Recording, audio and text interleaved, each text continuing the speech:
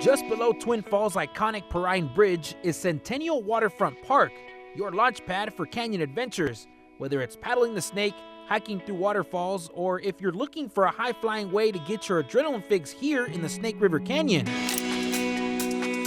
But before we can zip through this incredible view, we need to suit up. Grab those two outer straps. Right here. Wiggle your way into it. And now we're ready to hit the sky. Perfect. This zipline tour takes you across more than 3,200 feet divided into 4 separate lines. The first line is about 400 feet, the second one twice the size and double the thrill, the third and shortest line is 300 feet, and the fourth and final line stretches a whopping 1,750 feet, giving you a soaring ride across the canyon. All right, now to be honest, I may not look it, but Well, here we go. I was a little nervous here. See you down there. All right. The first line was kind of like a tester line. It's kind of a little bit of height, so people kind of have fun with that their first go around. Second one is twice as long as the first line, so they get to spend more time in the air. Third one is actually our fastest line. Clocking in speeds at 25-30 miles an hour. So get to experience the thrill in a natural AC, we like to say. And I'll admit, I wish I looked a little cooler on the landing. But I finally got my cinematic landing moment. Oh yeah. See you down there. Alrighty, sounds good. Fourth line is the longest line, which is really what people come down here for. This zip line stretches nearly 1,800 feet. And with views like these, it's easy to see why thrill seekers are hooked. And that's the tour. Sure, there's plenty to do here, but this is a whole new perspective. It's scenic, it's heart-pounding, and it might be the coolest way to see the gorgeous gem of southern Idaho. And this, another adventure checked off the list. For Exploring Idaho, Hector Mendoza, Idaho's News Channel 7. Hunter and Morgan, it's been smoky and windy up here all day, but thankfully no structures have burned, and they're still just on that level 1 evacuation status. I'll show you behind me kind of what that fire looks like. We're right across Lake Cascade from that fire where it's burning, but you can see just the massive amounts of smoke that fire is putting out. The rock fire is just south of Tamarack and has only affected a portion of one ski run so far, but they have had to close all mountain operations, including anything with the chairlift, ziplining, or the Mid-Mountain Lodge. The resort is using their snowmaking machines to blow moist water into the air that helps the humidity levels in the area, makes it cooler, and helps fight the fire. Another way the resort is helping fight the flames is by keeping their chairlifts running. Chairlifts are running, that's also to help mitigate damage. So if you notice, the snow machines are actually pointing at our chairlifts. So if they keep on moving, embers, it's not so much for the fire itself, but all of the fallout from the fire. So helping make sure that the embers don't have anywhere to sit and catch. Tamarack had to close mountain operations last year for another fire in Valley County, but Beth Bowman from the resort says it was not as close as this one is. Other than Tamarack's operations being closed, all roads and campgrounds are open in Donnelly and Cascade, with just level 1 be ready evacuation notices for people in the West Mountain area. Boise National Forest says it's important for people to stay out of the way, especially as they prepare for a busy weekend. This weekend is a Huckleberry Fest here in Donnelly, so there's going to be a lot of members of the public here. At the same time, there's going to be a lot of firefighters in and out of the area, driving around. So one of the greatest dangers the firefighting community faces is not actually the wildfires itself, it's traffic accidents. And that's magnified when there's a lot of members of the public out too. So we want to ask people to be careful while they're out and about so we can all be safe.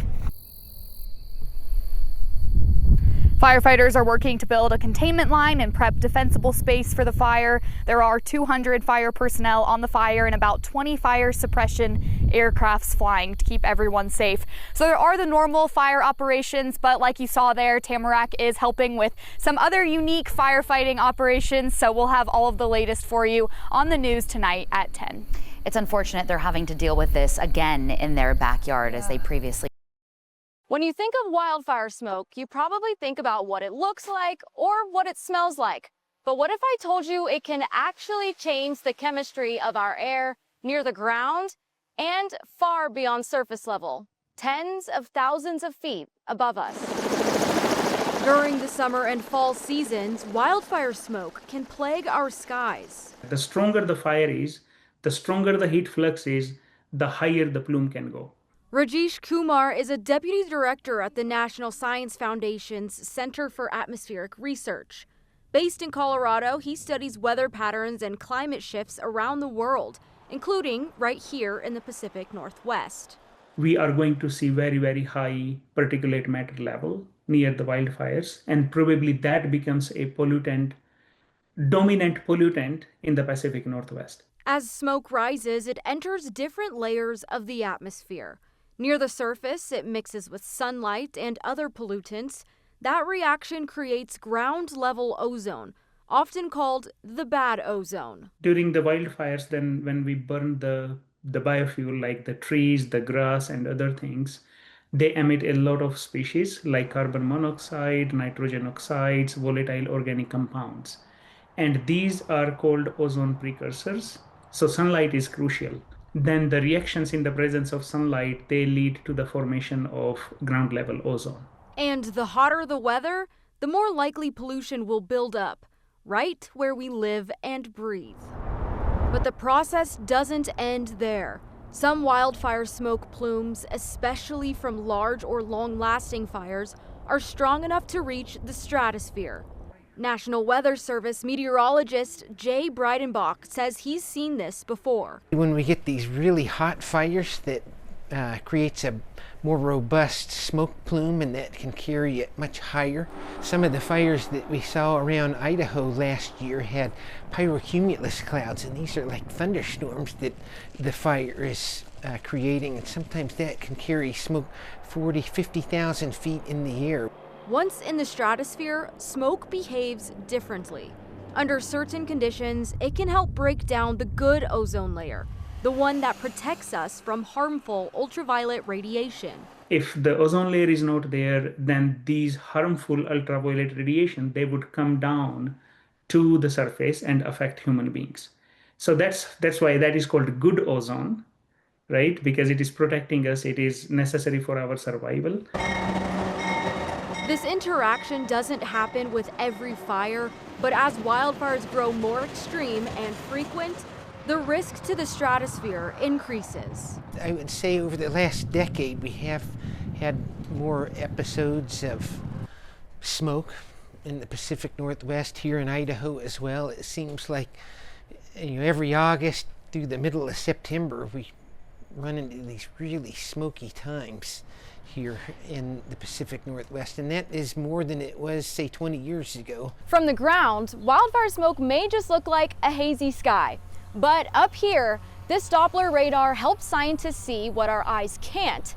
This major tool watches the sky in layers, how smoke climbs and travels through the atmosphere, among other things, which helps scientists predict how the smoke will move next. These models take into account how hot the fire is and how much smoke it's producing. So I think, as we go into the future, we're going to see those types of models change. They'll get higher resolution, they'll get even better at predicting how the smoke is going to move. All of this matters because ozone pollution can lower air quality and be harmful to health.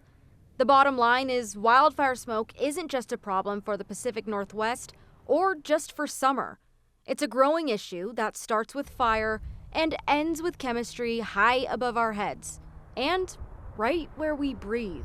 We know how it's impacted our generation. We know that we have more smoke now, over the last decade than the decade before. So those are real impacts. It certainly impacts people, and I just think it's going to impact society more and more as we go further into the future. For Environment Northwest, I'm Audrey L. Tackett.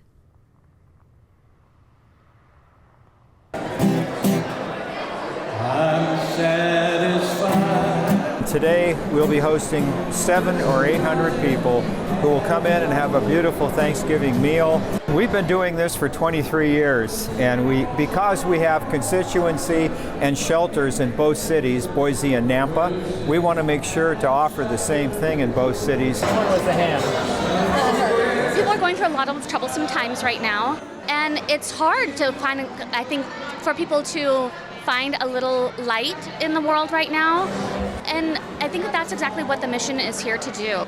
We're here to provide that light for people, and any services or needs that they need help with, and we're here to help with that. Happy holidays! Happy holidays! People are being priced up right up to here, you know, with the cost of living, rent, utilities, food.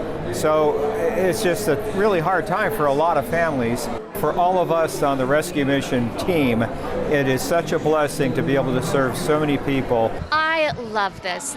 I've volunteered with Mission for 6 years, and it is one of my most favorite places to be, just because I see how it changes people's lives, and just a little extra love, a smile, a meal, anything.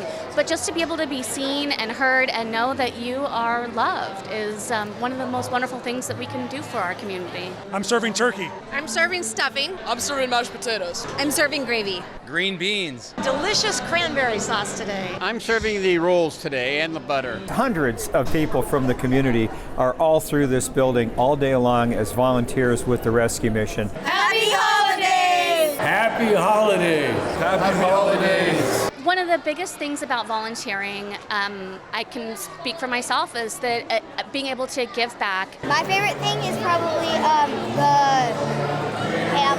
It's pretty good. Mashed potatoes. Probably the pie. The pie. Turkey was the best. I like the turkey. It's the most generous community on the face of the earth, and every day we see that. And at the holidays, we see it magnified. With all the folks here today, with Channel 7 being here, the governor is coming to serve meals today. Of course, Albertsons is our major sponsor, and they have a crew here that's going to serve today. If you need help, the Boise Rescue Mission wants to help you. Happy holidays! Happy holidays! Merry Christmas! Happy holidays to the Treasure Valley.